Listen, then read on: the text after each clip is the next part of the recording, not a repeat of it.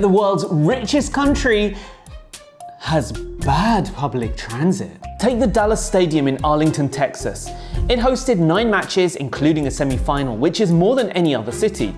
It's also the largest US city with no traditional public transportation. So to get to a game, attendees had to take a train from Dallas or Fort Worth, get off nowhere near the stadium, transfer to a shuttle bus, and then walk the rest. In Texas, in the summer heat. In fact, only a few host cities had a train that took fans directly to the stadium. See, in the US, public transit can mean 3 transfers, a special shuttle, a prayer, and a hike through a parking lot the size of a small country. Some neighborhoods don't even have sidewalks. So how is it that a country that can spend $1 trillion on its war machine this year alone can't build world-class public transport? Let's investigate.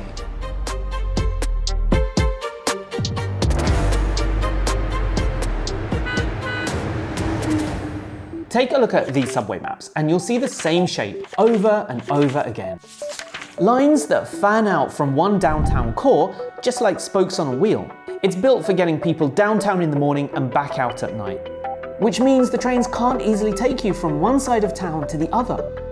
So even in a city with a rail system like Los Angeles, you can't take a train to the match without a 30-minute walk at the end. For the tournament, the Los Angeles Stadium is in Inglewood and has no direct metro rail access. But public transit in the US wasn't always this bad.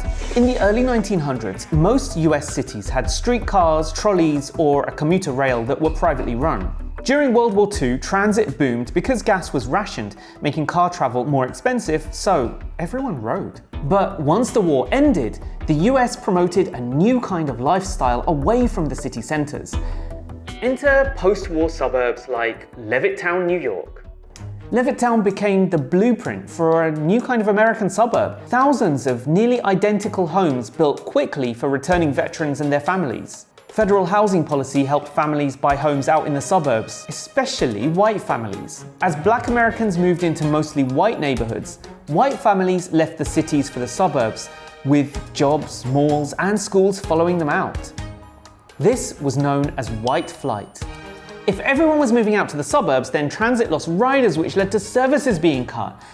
And if everything is farther apart, then, well, you need a new way to connect it all, right? Cars became central to the American dream. Then in 1956, President Dwight D. Eisenhower signed the Federal Aid Highway Act. It built the interstate system, the largest public works project in US history. But here's the thing, many of these new highways were designed to cut directly through Black neighborhoods. Officials called those neighborhoods blighted, slums, or obstacles to progress. And under something called urban renewal, that language became the excuse to demolish them. Take Overtown in Miami, one of the World Cup's host cities. Overtown was a thriving Black community of around 40,000 people. And then Interstate 95 was routed straight through it. The neighborhood shrank to around 10,000 people. Nearly 40 blocks of the main business district were destroyed. And so by the end of the century, the car was king, and highways were sacred. And public transit was no longer a priority. Now, you might be thinking, okay, sure, that's the past. Just build more public transit now. Yeah, about that. See, for decades, transit planners have divided riders into 2 groups. Choice riders, people who own cars but might take the train if it's convenient or nice enough. And dependent or captive riders, people who have no other option.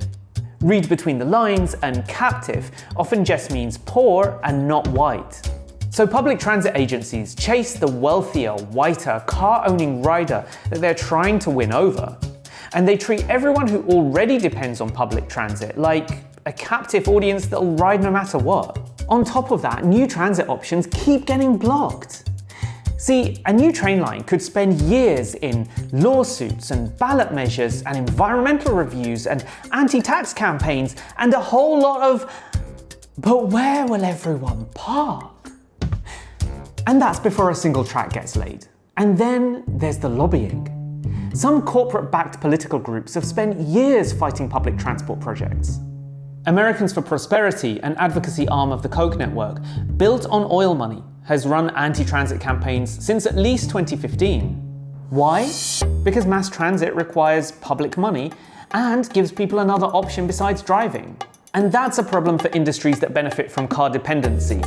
Oil, gas, asphalt, highway construction, parking, insurance, ride shares, rental cars, tolling companies, and so much more.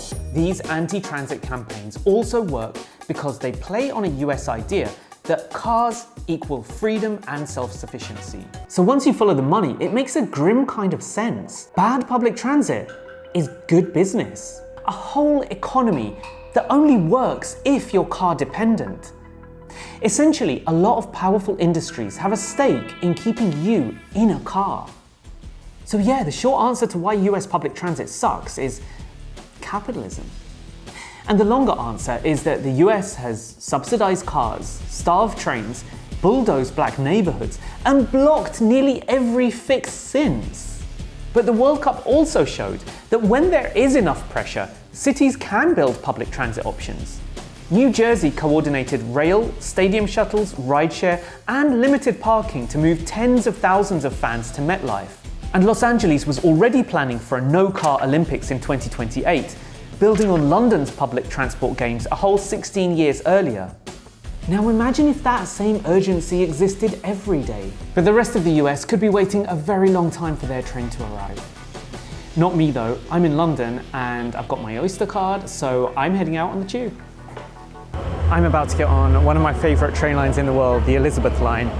Let me know in the comments what your favourite public transport city in the world is, and I'll let you know some of my favourite cities as well in the comments. And you can bet it's not going to be somewhere in the US, right?